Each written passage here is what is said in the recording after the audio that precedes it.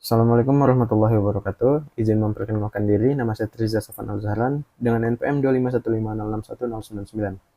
Pada video kali ini saya akan menjelaskan proyek saya pada judul keempat, yaitu pada materi Stack and Queue, dengan nama program saya yaitu riwayat aktivitas. Jadi pertama di sini ada class node, yang mana class node ini adalah untuk menyimpan dari fungsi init, yang dimana di fungsi init ini ada parameter self dan data. Lalu ada data sebagai disimpan dalam um, parameter data. Lalu self.next itu nilainya masih none. Lalu di sini ada kelas stack linked list. Di sini adalah kelas untuk dari programnya. Lalu ada fungsi init self dengan parameter self. Di sini ada self.top pointer ini sebagai data paling data yang sedang kita kerjakan nanti, sedang dikerjakan oleh programnya nanti sebagai pointer programnya. Lalu di sini ada fungsi isEmpty. Jika program kosong, maka program akan menggunakan fungsi ini. Fungsi ini untuk mengecek apakah isi dari atau dari top pointernya itu isinya kosong. Lalu di sini ada fungsi push dengan parameter self dan x. X adalah data atau ya data yang diinputkan oleh user. Lalu di sini ada new node sama dengan node x. Jadi program akan menyimpan data yang diinputkan oleh user ke dalam variabel new node. Lalu new node.next itu data selanjutnya adalah top pointer yang akan dikerjakan oleh program selanjutnya. Self.top pointer sama dengan new node. Jadi program akan menambahkan setiap data yang diinputkan oleh user ke dalam variabel selanjutnya atau data selanjutnya. Lalu di sini program akan mencetak aktivitas data berhasil ditambahkan. Data yang diinputkan oleh user berhasil ditambahkan.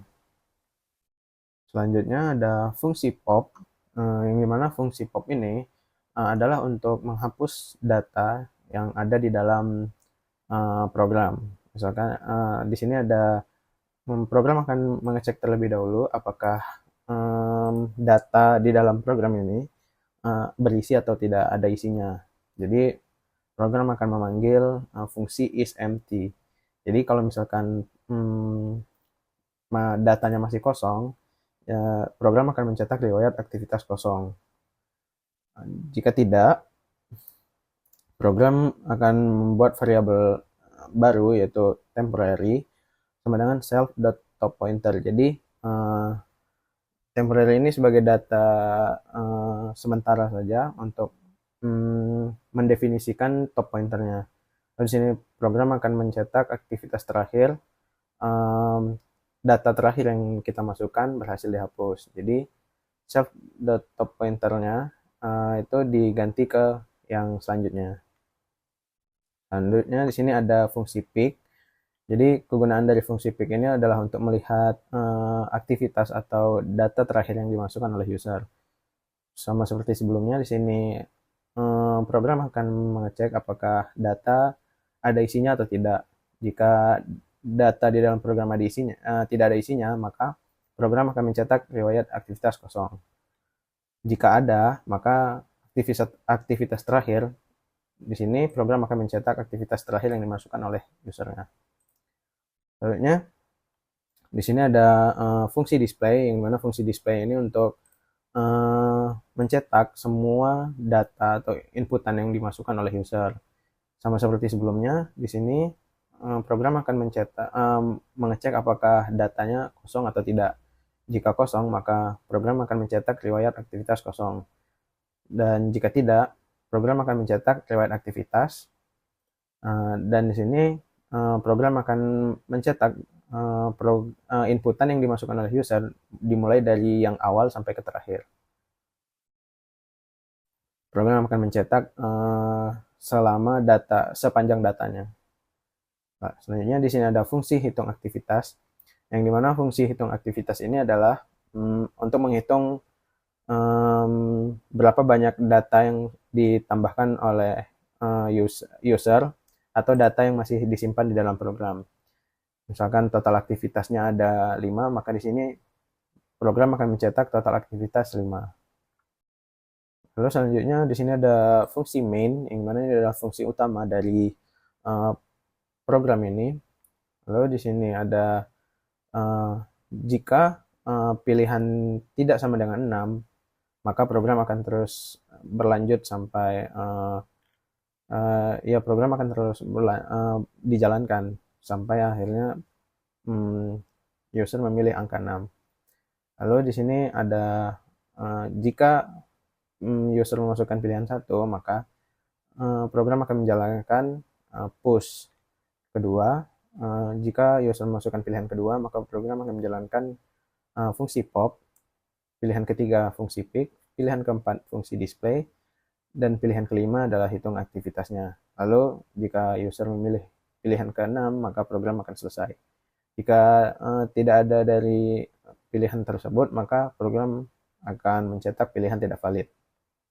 Lalu sini ada if name main, ini untuk menjalankan programnya. Lalu di sini output dari program saya. Pertama di sini ada user program akan mencetak pilihan menu yang ada di dalam program. Misalkan pertama di sini tambah aktivitas. Misalkan makan pagi. Lalu selanjutnya ada ditambah lagi makan siang. Ini ada makan sore. Dan di sini saya menambahkan 3 aktivitas, yaitu makan pagi, makan siang, dan makan sore. Maka jika saya memilih pilihan keempat untuk melihat semua aktivitasnya, maka di sini program akan mencetak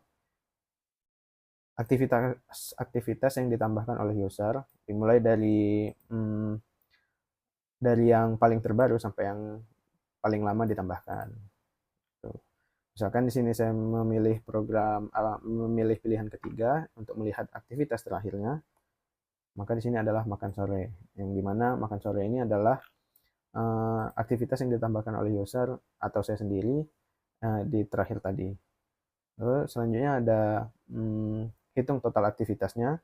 Jadi saya menambahkan 3 aktivitas, maka di sini program akan mencetak total aktivitasnya 3. Lalu selanjutnya misalkan saya ingin menghapus aktivitas terakhirnya, maka pilihan kedua, maka di sini aktivitas terakhir makan sore berhasil dihapus. Jadi di saat ditampilkan lagi, makan sore sudah tidak ada lagi, dan totalnya sudah menjadi 2. Lalu jika user memilih pilihan 6, maka program selesai.